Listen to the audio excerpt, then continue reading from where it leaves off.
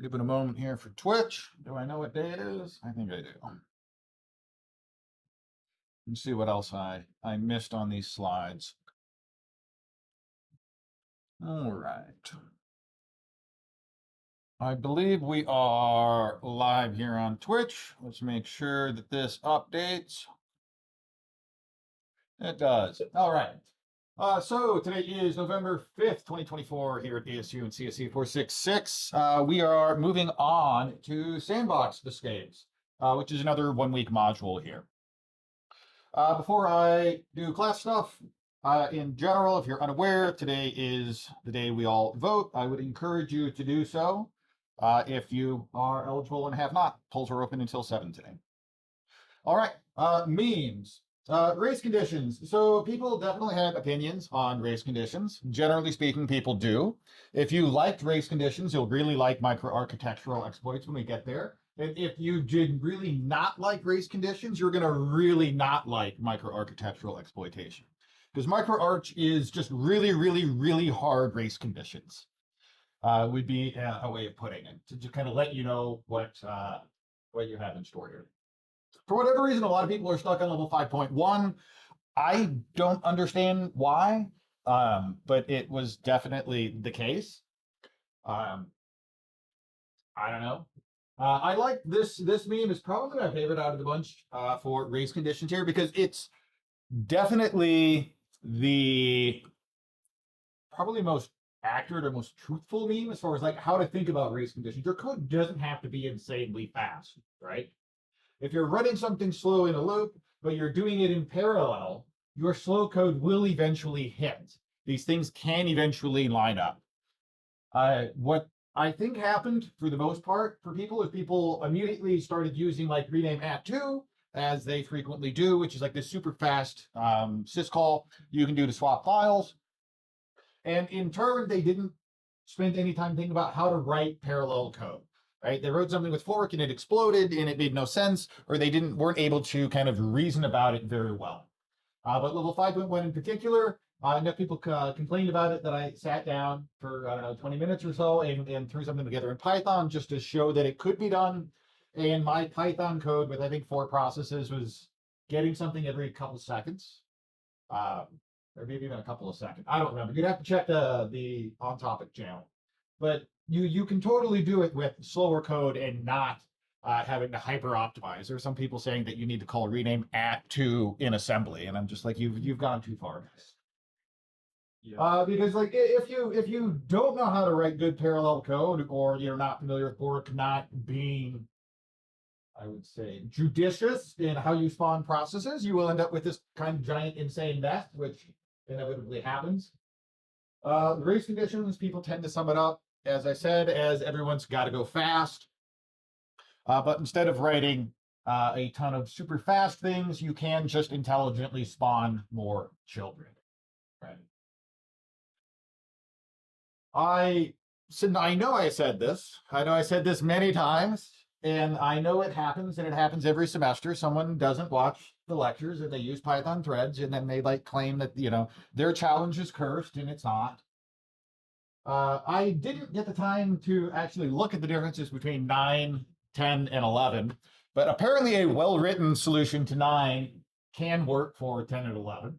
I imagine it's just some tighter timings, like a very similar exploit. And so if you wrote 9 efficiently, then the tighter timings probably didn't matter because you had an efficient solution to begin with. Is that all the difference, just tighter timing? If I remember right from the challenge descriptions, that's all it says, right? Like that was as far as I got to investigate this phenomenon. You could be like, it's the exact same challenge, and I'd be like, maybe. Let's see, what is this? Race conditions?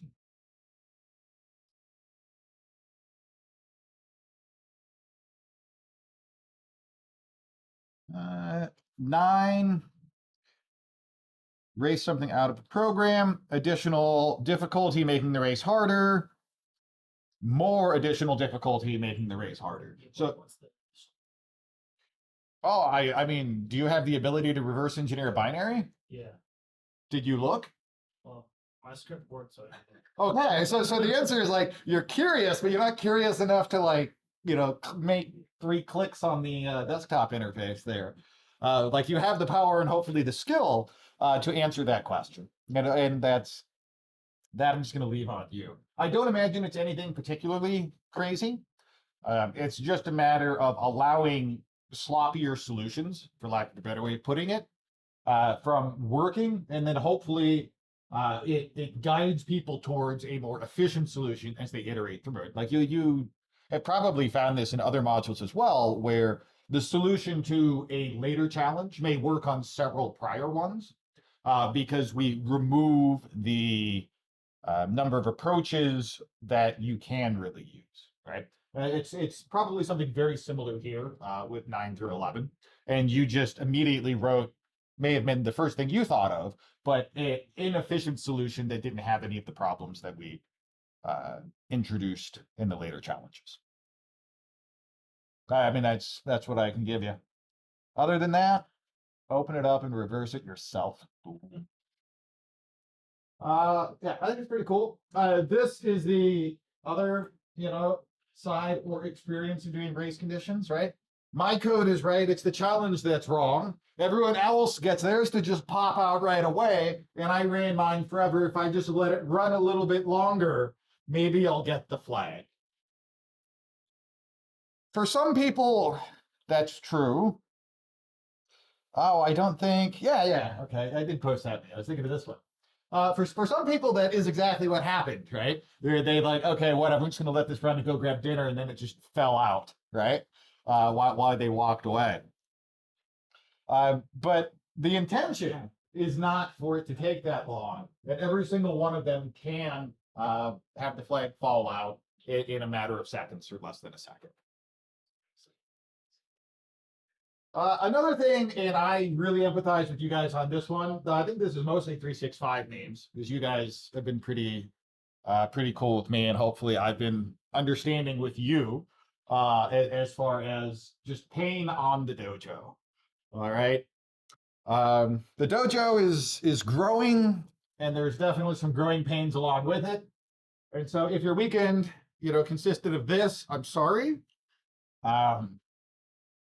People are working on it. People have some idea of why these things are happening. It's just a matter of those people implementing changes that fix it while also not breaking anything else, right?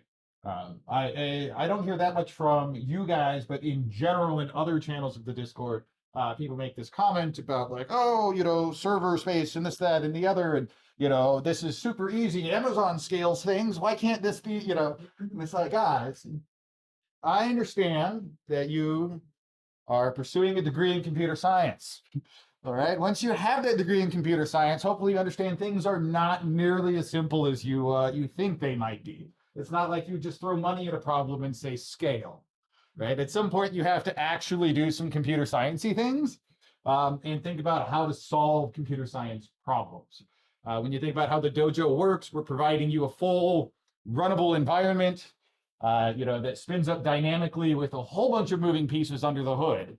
This isn't just, we're giving you SSH into some box or VM.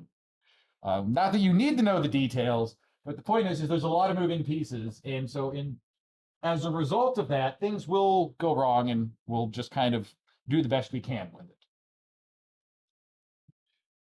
This one, every time. There's some challenges and some things that just I don't think should be. This is my personal. This is going to be a personal Robert rant here. This isn't like an official admin stance in any way, shape, or form. But when people use things like rename at2 to just like cheese the first half of this module, I get it. All right, it's cool, and it's amusing when 1 or 2 people do it. But when a whole class does it, and then you get like halfway through the module and you're like, I have no idea how to race. Like I just look back at this and I'm just like, well, what do you do, right? And this has a big parallel with probably the same thing that happened for you guys in 365. It's happening right now in 365, where they're doing the debugging for the GDB module. So same GDB module you guys had in 365. And if you recall, there's one level like near the end of that module that's like, hee hee ha ha, hey, you could have just done this, right? GDB is powerful. And you know what that entire 365 class did? I don't know every single one of them, but it's a very similar idea, right? Hey, let's go look at that level. Let's go do this. And then I don't have to learn anything. But you know what the rest of that assignment is?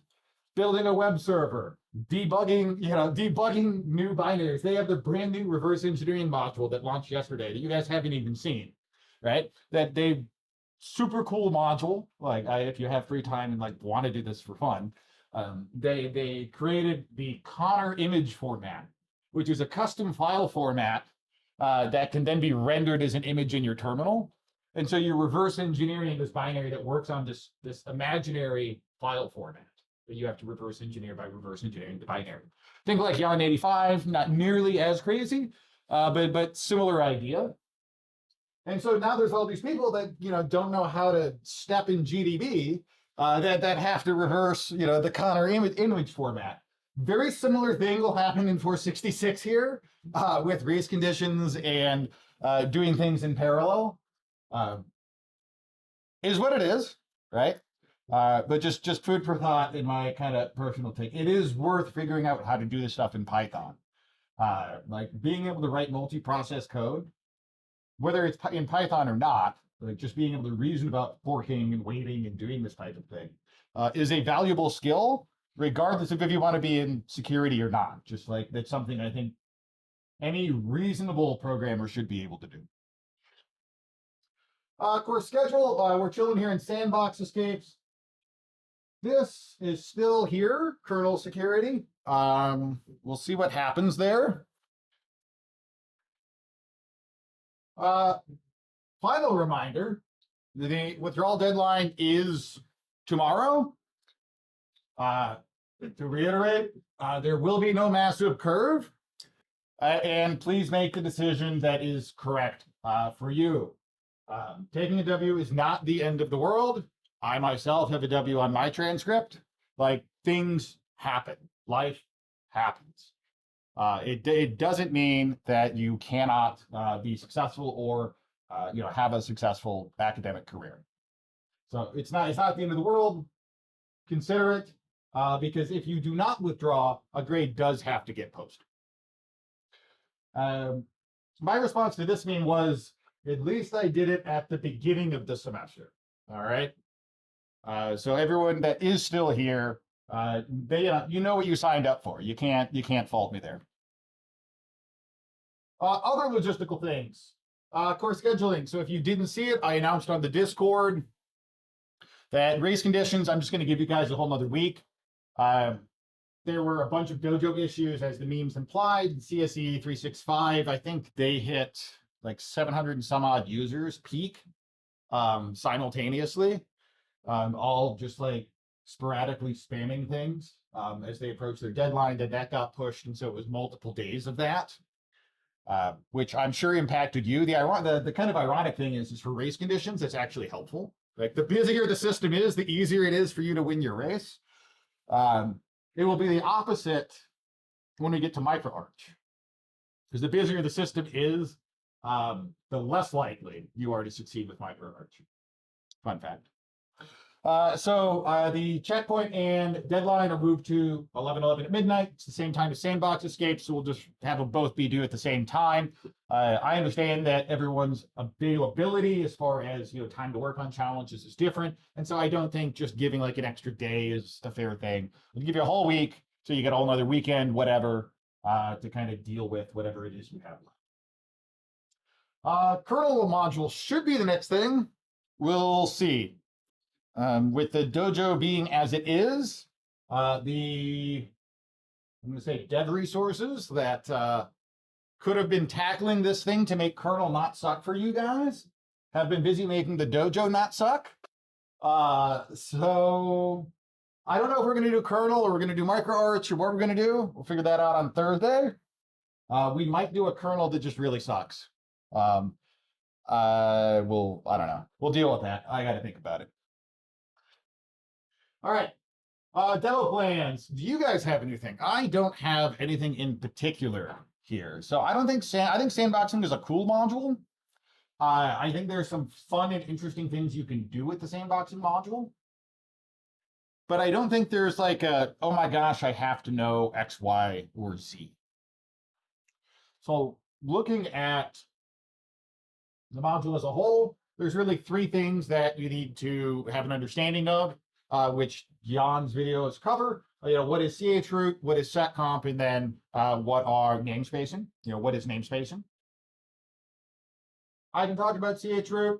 I can talk about setcomp. What do you guys want? None? How to use stress properly? Not able to. How do I use S-trace? All right, that'll work. Yeah. Someone is speed running. You're not speed running, Baby Rays. You're a liar, Twitch. Oh, you're speed running the new rev. That's what it is. Okay.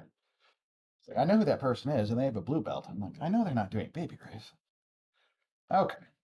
So, what do you want to S-trace? Okay. Here's Baby Jail level 12. I just ran S-trace on it. Okay. What do you want to know? But shell code, few challenges have shell code. Shell code is built with shell code. So when my shell code works, when I do it without stress, when I do stress, I don't see my sysbox. What level is this? Two or three. 2 or 3. Okay. So for Twitch, just because I'm not sure where we're going, we'll play with something real here. Grab 2.1. It's something about S-trace and then whether shell code is being executed or not. So I am in race conditions, which will make it difficult to run the sandboxing challenge. It is an astute observation. So let's run sandboxing. Hopefully everyone has realized or noticed in the sandboxing challenges, there is in fact source code. True, way back when sandboxing was one of the first things that was taught. So it was taught before Rev, which is why there's source code with these challenges. Doesn't really need to be. Okay. Challenge will chroot into a jail. It wants some argument, whatever. It takes some shellcode. Okay. Looks like the shellcode comes from standard in. How are we interacting with this thing? Am I using Python? Yeah. Okay, I'm using Python and Pwn tools. Give me one quick sec. I want to look at Twitch here.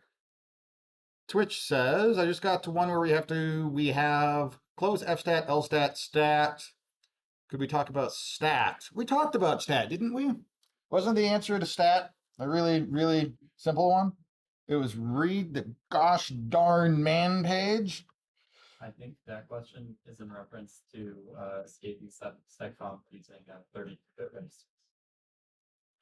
registers. Twitch says they figured it out, right? But I guess we'll just hand wave that away. All I had to say was gosh darn man page. You were giving away too much, sir. I'm not going to repeat that for Twitch. Okay. On and fly. It's like on. It's on. Yeah, so there's this phenomenon, right? And some students will clearly relate and others will not. Where people don't watch streams, people don't read slides, people don't watch pre-recorded lectures, people don't ask questions on the Discord, people don't read anything that is said by the instructor, and instead they just like bang their head against a wall. And that's fine. Like sometimes I'm like that too, right? But there's, and this is a personal kind of bias. When people just kind of shout out into the void like level 8 help me, I really don't want to help you because you haven't helped yourself. Doesn't mean that I won't, right? But it's like the lowest amount of effort one could contribute. Okay, so from pwn import star, we'll say context arch AMD 64. P equals process challenge ABGL level 2. And we'll do it just like I did there on the command line. Give it A as an argument. I need to send some shellcode, and then we'll have an interactive. So now I just need to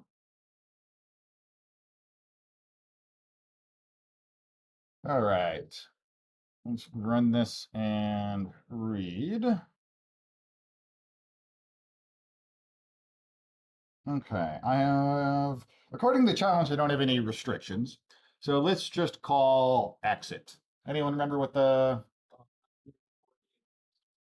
RAX to 60? You just like 40? 440 is your number? 13's mine. Yeah, unless it's hex, then you got to go for one of the classics. You got to go for like leet, beef, coffee, you know, cafe.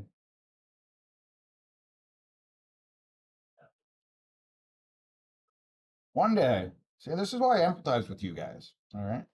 I'm hitting buttons and you're not seeing the things move. I've considered SSHing into a different box, but then you don't get to see me feel your pain. And I think it's important that we suffer together. All right, so I have a do.py. I get this. That worked. You agree? All right. So you want to strace this. How do you want to do that?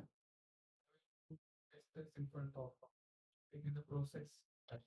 Okay, so the statement for Twitch here is I want to strace this, but I don't want to strace Python because that's going to be extremely noisy, which I agree. So what we'll do is we'll put strace in our arguments here. Yep. That's a bummer. I didn't expect that to happen. Proc standard in flush. Because you can do that. Generally speaking. X will send CC. I just want to sanity check myself. Okay, that worked fine. Is it looking for like a new line? Is that what it is? That would be strange. I try single quotes once. I'm sorry? Try single quotes once for HTS and Try single quotes rather than double. single quotes instead of double quotes for Or formatting this. they're equivalent in Python, but we can certainly do that. That would be one of the coolest bugs if that does fix it. Okay, it does not. So, is this what you were getting? No, this is something brand new. We broke it in a brand new way. It's a valid fact. Oh. Yeah, A needs to be present. Right. A needs to be present. Yeah. But it also Okay, so let's reason about this. strace sig abort. does the shellcode need to be formatted Does the shellcode need to be formatted? like a string, The shellcode is. like or the F or any of the argument? Like F after the before the triple quotes. So I can put Intel syntax numbering it's in line. So by default, Pwn tools will use Intel syntax. So I don't need that here. This is quite interesting. Can we try another experiment? Well, what we're seeing here, like let's think about it. Okay. It's S trace that's dying. S trace is dying due to SIG abort. And so my thought here is, well, why am I getting SIG abort? Right? That's weird. So now I want to sanity check this binary.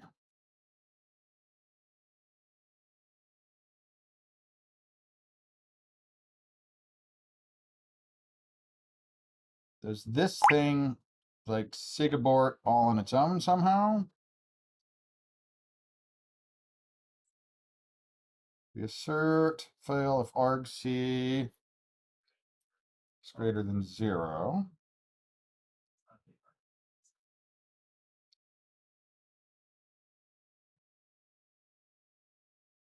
Try this.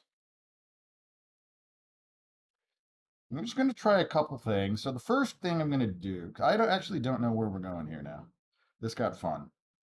P I like P interactive. Do you not like P interactive? No, I mean because of that. I don't think the top.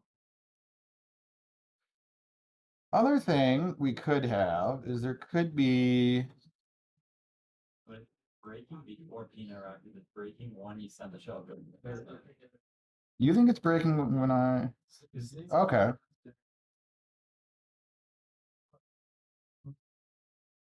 All right. Let's do the thing that I said we don't want to do because it'll be very noisy. Let's strace do.py and send this to some crazy file. Oh, I want -o. -o out. Okay. So that happened, which is good. Yeah, without a trash trace, just running the binary select shell code. Yeah, without strace, We can, yeah, just, if we just do.py, uh, okay. Going to cube. I thought this worked. We did this and this worked. I have to roll back the tape now to prove it. Okay.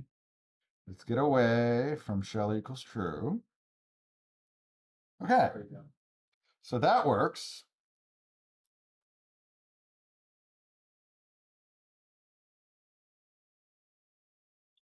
That works. Is it because it's looking for first argument as the file name, but since we're passing S trace challenge and then it thinks that slash challenge is the first argument? So the question was, because I'm putting strace followed by something else, is the first argument really challenged instead of A? And that would be the second argument of strace is -A, but the first argument of baby jail should be A. That is a fun looking bug. Okay.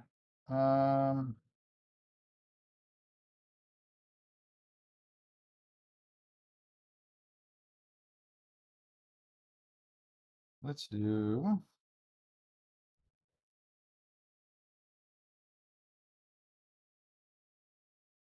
No.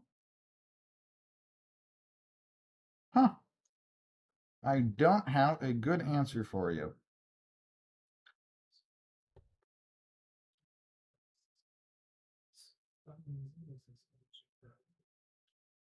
Because you would expect that to work.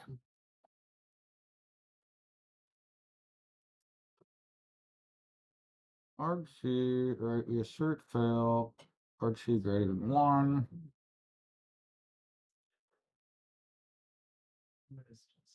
Sudo strace fo out do.py.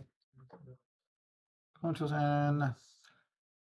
in code, it's a library called pwn.tools.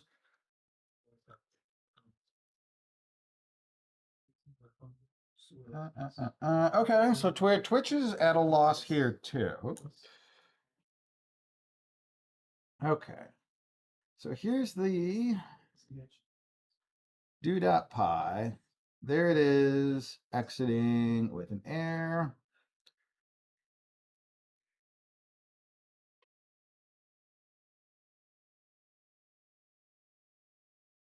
Where is challenge?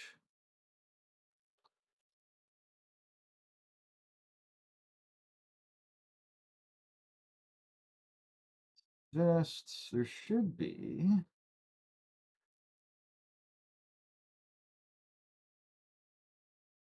Okay.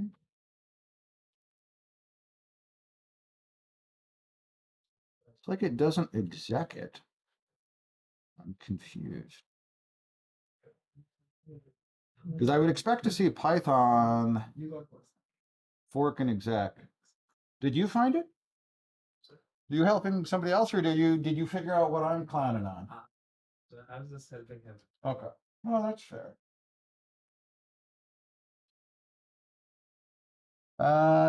Someone says, no, we're not pseudo S-trace. You don't need, Oh yeah, I think you need to use quiz. I don't think you do. Oh, I'll put it there. Yeah, you don't need to.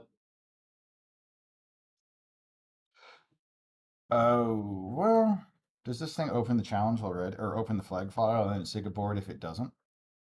That would make sense.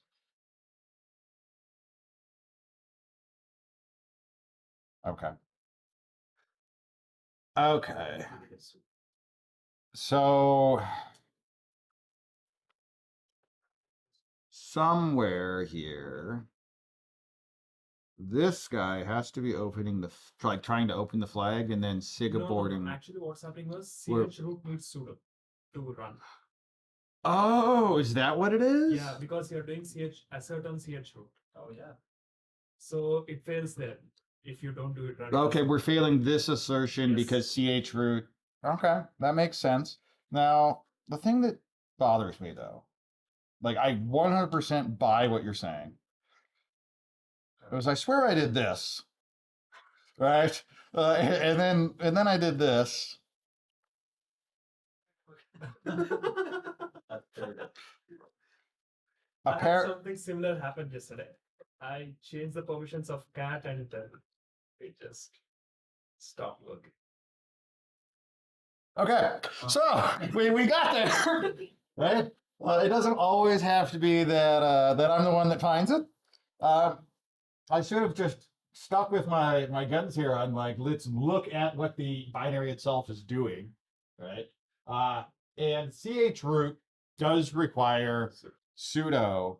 And so what was happening is we were calling chroot and strace drops permissions. So we're calling chroot as a normal user, which called it to sig abort, which is why strace didn't work.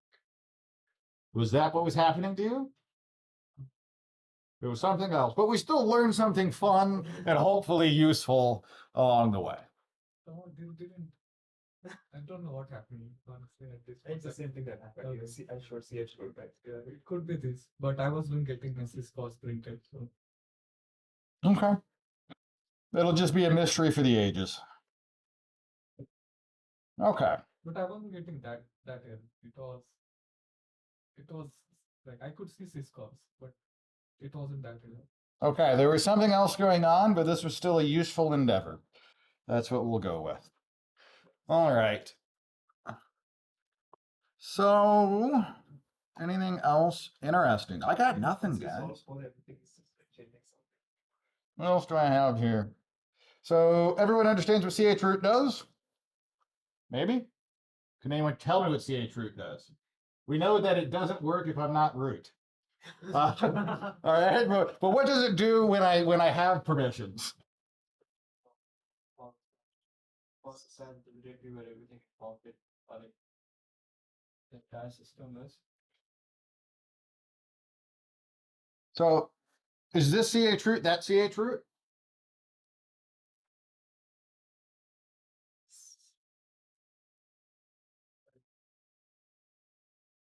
So it's also creating a group.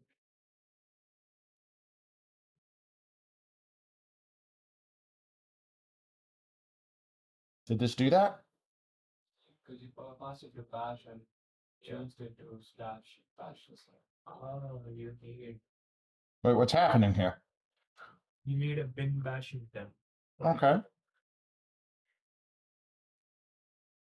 Oh, this copy bin bash. I'm punching the keys. All right. You have to give the dojo a minute to, think about it. Okay, that exists. Let's copy bin bash into temp bin. You know what? Go there anyways. Okay.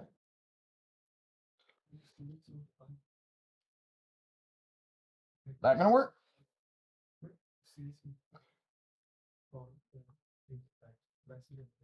Yes.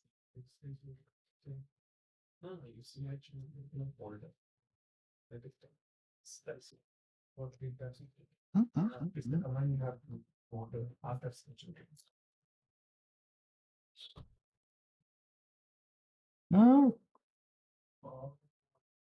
I think it's temp bin bash. What do you want? I think the command should be sudo chroot /temp bin bash. You want this. Yes. What's happening? Why? You mastered the first one. Is the relative password. That's how I do. Yeah, they can. Not you, not relative password. Relative password, but perhaps.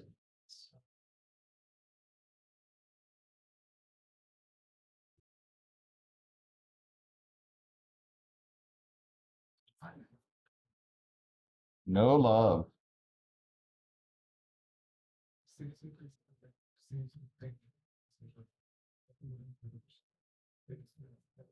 So, but bin bash is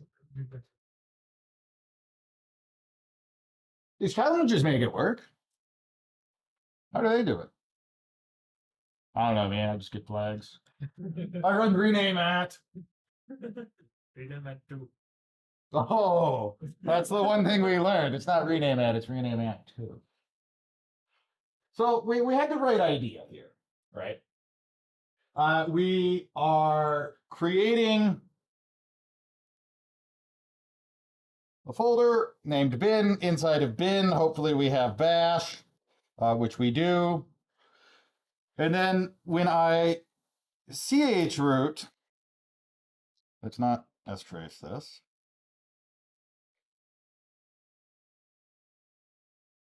The problem is that these commands don't exist once we enter the chroot. And so we tried to create bin bash, right? But then you'll run into this problem. And that is bin bash relies on other things, doesn't it? Because it's a dynamically linked binary. So when we try and fire up like bin bash, it's going to look for like libc. Is that there? No.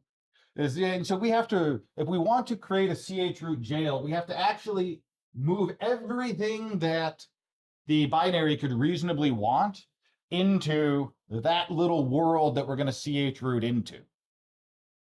And so just copying bin bash is not sufficient.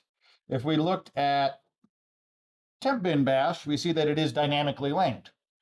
And so it's going to look for libc, it's going to expect there to be a lib folder, right? Now, if I had a statically compiled binary, it could probably live in there, right? Because it's like, I can live in this directory all on my own. This is my own little world, and I don't need anything else. Now, to my original question, this chroot is not the same chroot that the challenges use, right? Which chroot is this?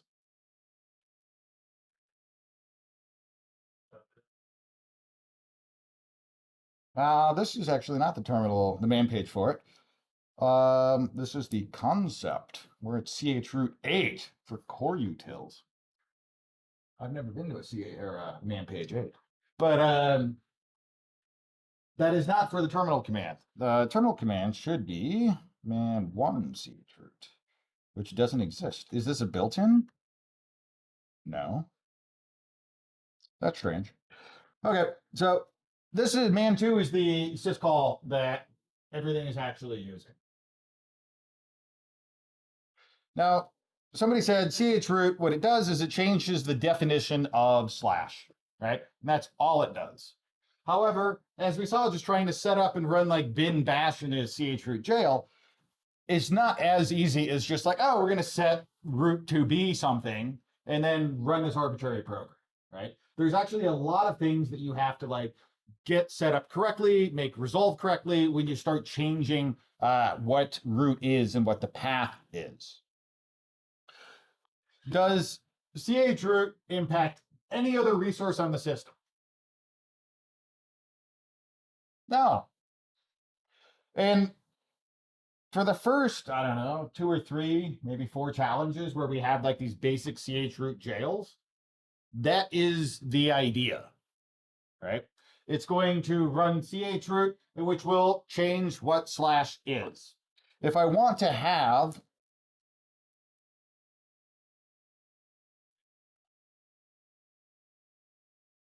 let's make like the world's simplest binary.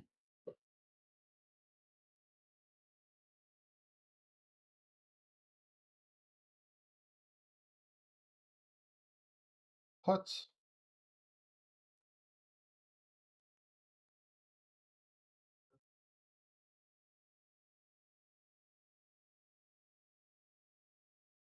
is it dash dash static?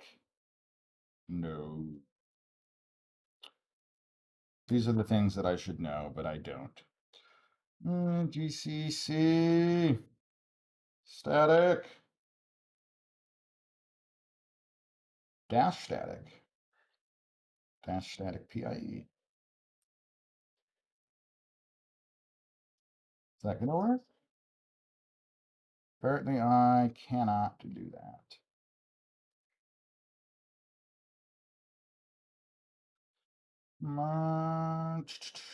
L baz, L bar. I don't need to link anything. That's a lie. GCC do.c.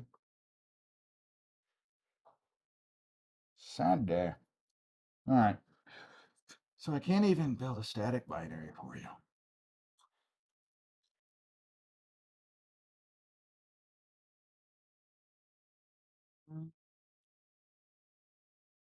What I want. I shouldn't need any of that. UCC static O A dot out D dot C. Cannot link C bin utils nix. Gosh, dang it. Okay. So I can't even run something in your little chroot jail. Okay. So if I want to make we'll just have to talk around it. If I want to make a chroot jail, what do I need to do? I need to call chroot, and then I need to do what? Change directory into that. I need to change my directory. Because when I call chroot, I'm just changing the definition of slash. I'm not changing where I am. And so it's great if I may define slash. We think about what our path looks like. Who cares if I define slash to be in temp if my current working directory is slash, right? That's great as long as I never cd into temp, then it doesn't matter because I'm not in the jail. I created this little dedicated isolated region, but I'm not in it, so who cares, right? Now, once I've cd'd into it, then I have to live inside of temp jail, right? What are ways that I can reach things that are outside of this? File descriptors that are Okay, somebody said file descriptors. So how do file descriptors work? When we open something, like what are they? We get this number. Does the kernel check the path every time that I access the file descriptor? No. It's at the time open is called. And so if I open something and then call chroot and cd into it, my file descriptor, that is already stored inside of the kernel. And so I'm already holding a handle. A file descriptor is essentially a resource handle for the file in the kernel.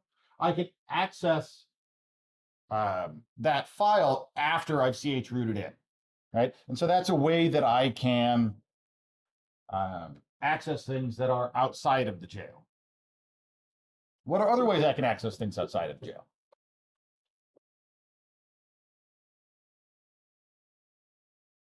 Related path. What you're gonna find this in your other. So file descriptor, I need to make sure that I'm CD'd into it. One of the questions on the Discord was about this thing, link at. There's also a meme about it, which I think I have the slides. What's this thing do?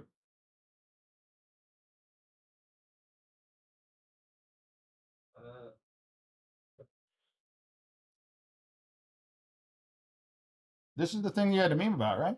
Yeah, it's like making a hard link to a file. Okay. Yes. So it makes a hard link to a file, which is what it says right here. Is this useful? Yes. Why? Because if we have a directory descriptor instead of file descriptor for a directory, then we can link to any file in that directory. Okay, so the statement was, is if I have a file descriptor that points to a directory, then I can use this to access any file relative to that directory or in that directory. That's a fair statement. Now, the meme was talking about, I think, register R8. Anyone know why R8? Flags. Flags. Okay. So what are the registers for this thing? RDI, RSI, RDX, R10, R8. RDI, RSI, RDX, RDX, R10, R10, R8. R8. Okay. Well, what if it was a function instead of a file descriptor? Or I'm sorry, a function instead of a syscall? So calling conventions, and this is something that trips people up. It's not what the meme was about. Calling conventions for syscalls and functions are actually slightly different, right? Functions. Isn't that like REX, RDX? Functions are RDI, RSI, RDX, RCX, R8, R9. Syscalls are RDI, RSI, RDX, R10, R8, R9. Okay, in case you didn't know, you got it right.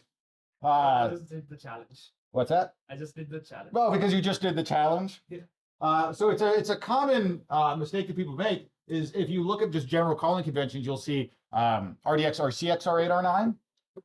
But for syscalls specifically, as part of that interaction of moving from userland into the kernel, RCX as a register gets used by the kernel.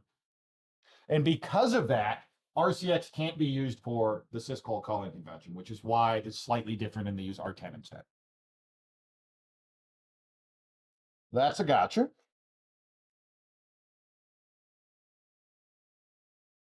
All right. So we saw setcomp. Somebody says hi from Frankfurt. That's a long ways away. If parent directory equals, okay, you're trying to bash script. What is setcomp do? You saw setcomp in what, program exploitation? What did it do? It restricts the syscalls that you can call after your syscall is initialized. It something with syscalls. It restricts the syscalls that binary can call. Okay, it restricts the syscalls that a binary can call after you perform the syscall setcomp, right? Like after you initialize and call setcomp, right? You're creating a filter for yourself. What signal do you get if you have failed setcomp? 31, like -30. I don't know the number. If you have a syscall that is So like when I say sig alarm or sig seg v, what is the setcomp one? Sig sys. Yeah. And so if you are running into challenges that use setcomp to limit what you can do, and you are getting SIG-sys, it's because you were failing setcomp. How does setcomp like work? Like think about it at a high level here. What is it doing? So it stops me from doing syscalls. Just checking like racks every time you do a syscall, seeing if that racks number is in its like table of allowed syscalls, and if it's not, then this hit me. Okay. So the statement was it's basically just a giant filter of when you perform the syscall assembly instruction, what number is in RAX, right? Because that's what determines what syscall is being performed. Okay. Is there any way around setcomp? You have access to the stack. Okay. So one of the that was good. One of the program exploitation challenges involved a stack vulnerability, and so if you could somehow corrupt the data before the filter is applied, then you could manipulate it. That was one of the program exploitation challenges. Anything else? Side channels. Okay. Now that's kind of interesting. Well, what's a side channel? Data without the intended way of the programmer.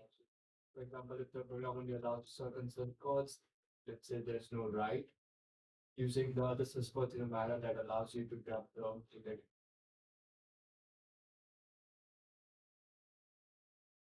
Okay, let's say Famous script. famous script. Yeah, with the rename that script. Oh no, not the rename at script. Now people will be asking about rename at Sandbox. Probably.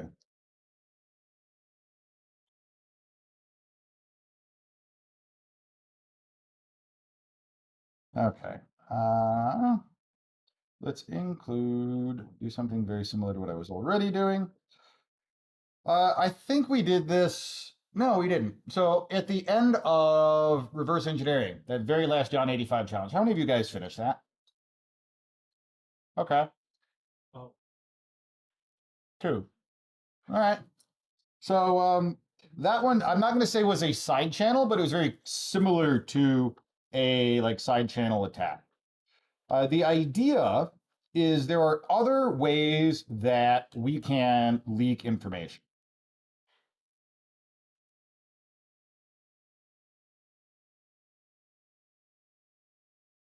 What is one way that we can leak information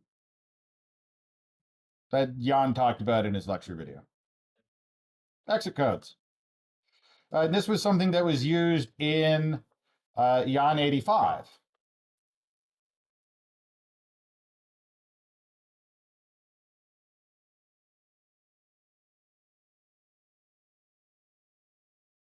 Maybe? Is it just a suggestion?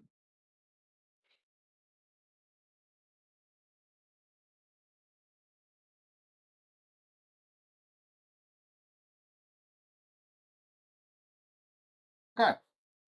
So my binary here, just main argc argv is going to call exit on argc. Now this is like a super silly example, right? But if I can get a number into exit, can I use that as a means of leaking information? Yes. Here I'm just doing it in bash in case we're unaware. $? is the exit code of the prior command. We can do the same thing in pwn tools with yes, p.poll on a pwn process. We see when I ran a.out with a, my exit code is 2 because I gave it 2 arguments. There's a.out, then there's a.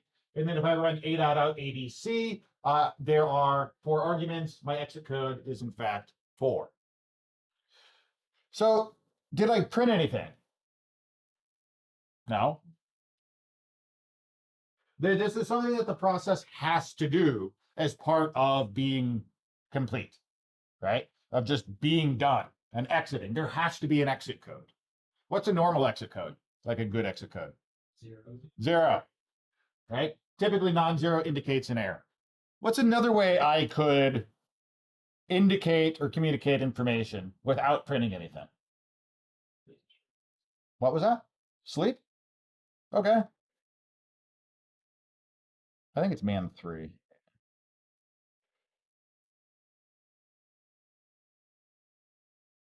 Now, people like to do this or something similar to this in these challenges. There is a challenge where sleep is utilized.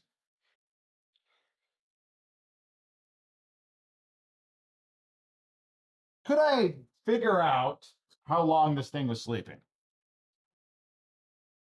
Yeah, we could set a timer, we could run it, we could time it, right? But what if what I want to leak is not something like 1, 2, 3? What if it's something really big, right? Because odds are what we're trying to leak is the flag, right? So how do I make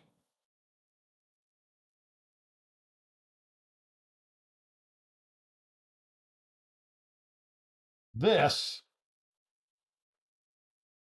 make sense in sleep?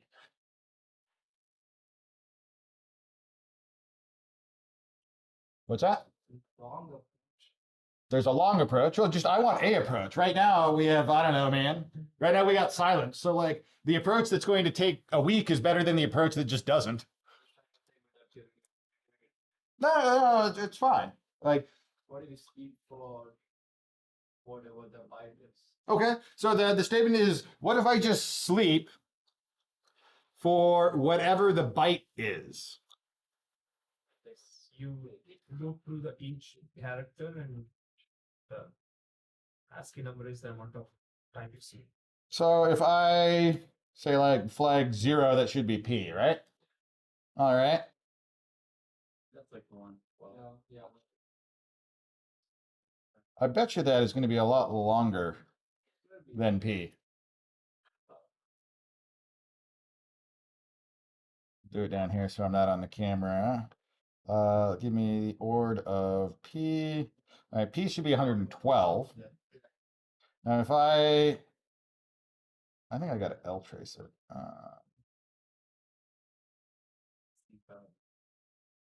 can you?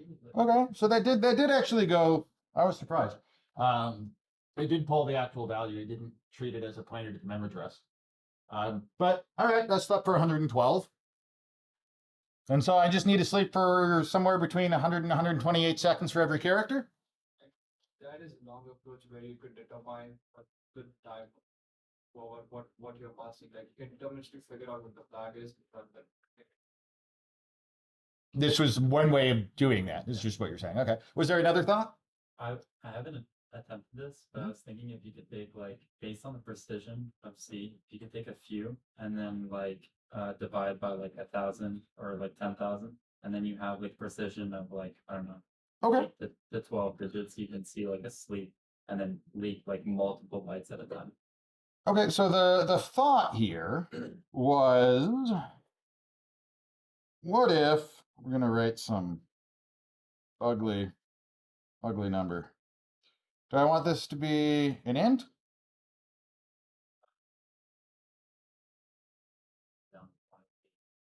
The thought is I want to do something like flag 0 divided by like 10, right? And this should give me a higher precision. The problem is the number that I'm working at, if we're dealing with integers, is 112. And so like if I divide that by 10, I get 11. What is the difference between like 11.2 and 11.3 for like P versus Q?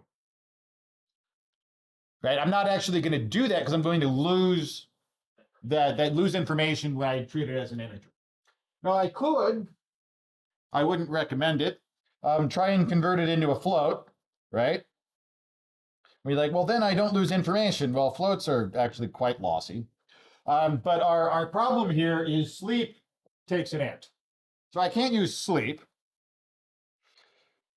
For those that are in the know, their sleep is really just a libc wrapper around the sys called nanosleep. So I could take that approach and say, well, I'm going to use nanosleep. And instead of, if we look at this time spec, it says it's a pointer to a time spec struct.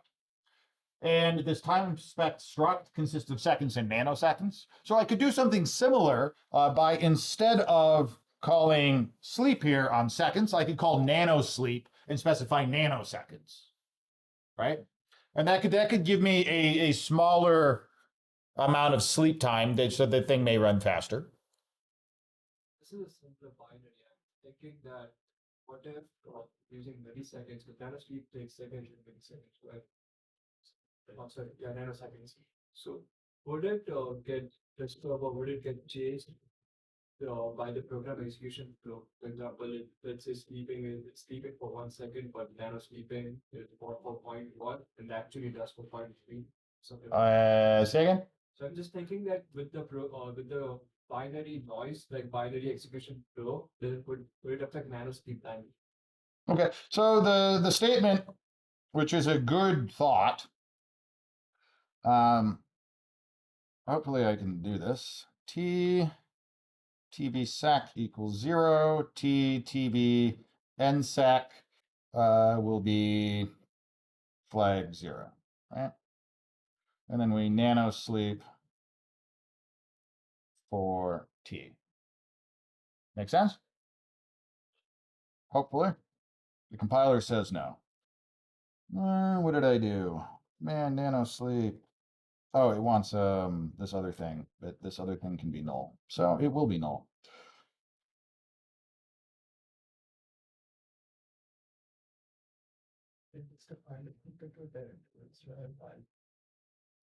Okay. So my time doesn't give me a lot. I don't have that level of precision here with time, right? For nano. I have 10 to the minus 3, so let's make it that times what do I want? 6 zeros? 1, 2, 3, 4, 5, 6. I think that'll get me.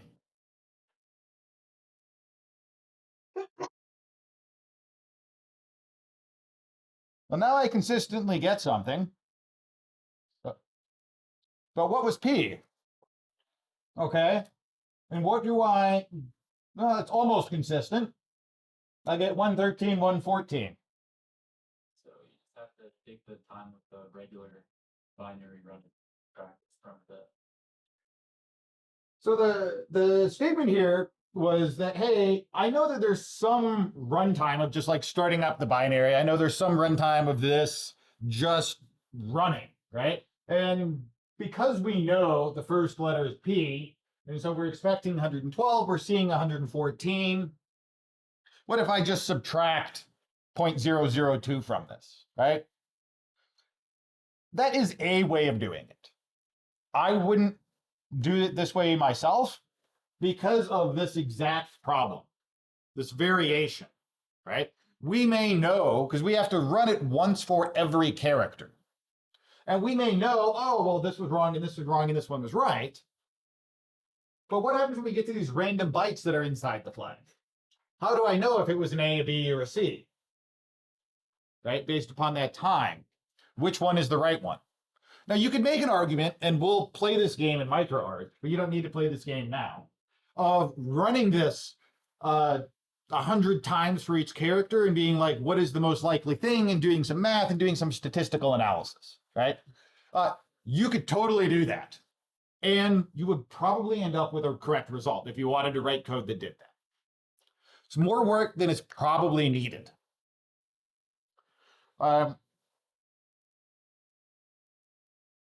You've all taken data structures and algorithms, right? All right. What is that efficient search thing that they have us all do? Dijkstra's? No, Dijkstra's is binary. So that's the thing. Can I use that? Can I use that type of logic here or that type of thinking?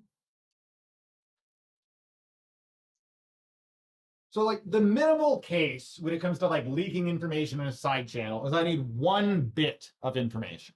One of the reasons that we have this like variability and fluctuation here is because we're trying to communicate quite a bit of information, right? We're trying to communicate the number 112, which is technically going to be up to 7 bits of information. I'm going to argue it's 8 because it's a byte.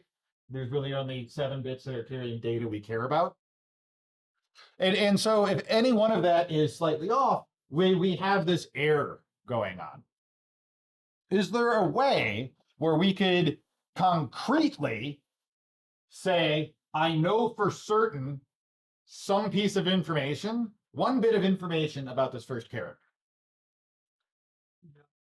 We can extract bits of, like if we can extract bit, and if it is 1, we can sleep for longer. And if it is 0, we don't sleep at all.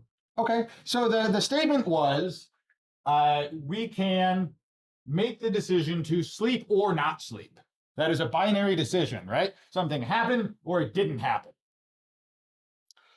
And so I'm going to modify this just a little bit.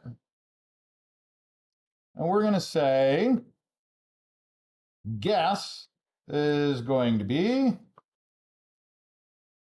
argv, what do I want? Argv 0, 0. That makes sense? I think that makes sense. That should be the, no, 1, 0. I want the first argument, the first character, so 0, of the second argument, which should be index 1. And we'll just say if flag 0 equals guess, then we sleep. Else, we don't sleep, so I really don't need an else.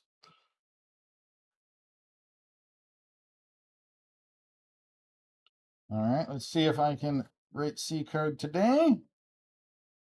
Is it an A? I don't know. Well, now we're sleeping so little that I don't know if I can feel it. Okay, no. B, C, in theory, if I wrote good code. Now we get it when I ran P, right? So what happened here is if it matched, then I have a longer sleep. Is this detectable? Is the delta between that a big enough range to where this didn't like happen by chance? Yes. No, I would have to run this, I don't know, 128 times, right? To leak a character. Is that the end of the world? No, you got done doing race conditions where you probably were writing things thousands of times per second, right? So there's nothing stopping you from you employing this type of logic on the first character. And we just give it 128 guesses. Which one was slow? That's my character. Do the same type of logic on the next character. We go 128 guesses. Which one was slow? That is the character. Did we print anything? No. Did we communicate anything with like the exit code? No. We were just making an observation about something we could observe of the program from the outside. No actual information was communicated. Oh, that's not true. There was 1 bit of information that was communicated, which is, did we take the branch or did we not? Right? Now, someone might say, actually, someone will probably do this. They'll do this.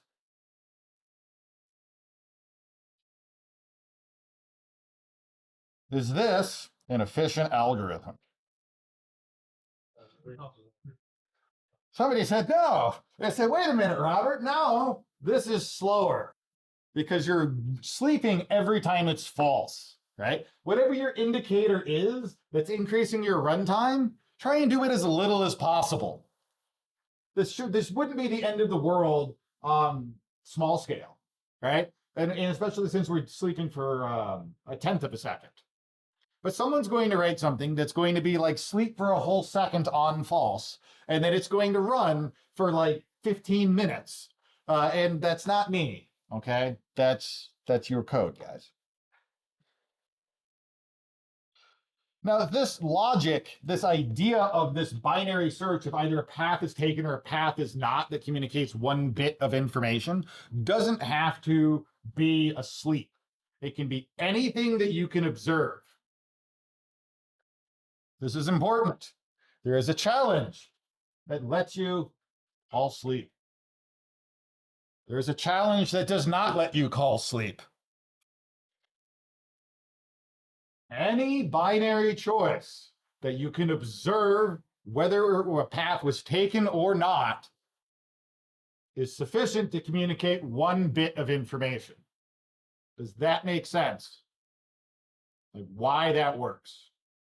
Like that is the big thing with like side channels for a lot of these challenges. Like these middle tier challenges. My favorite challenge, I think, in this entire course, I think is level 12 of this module.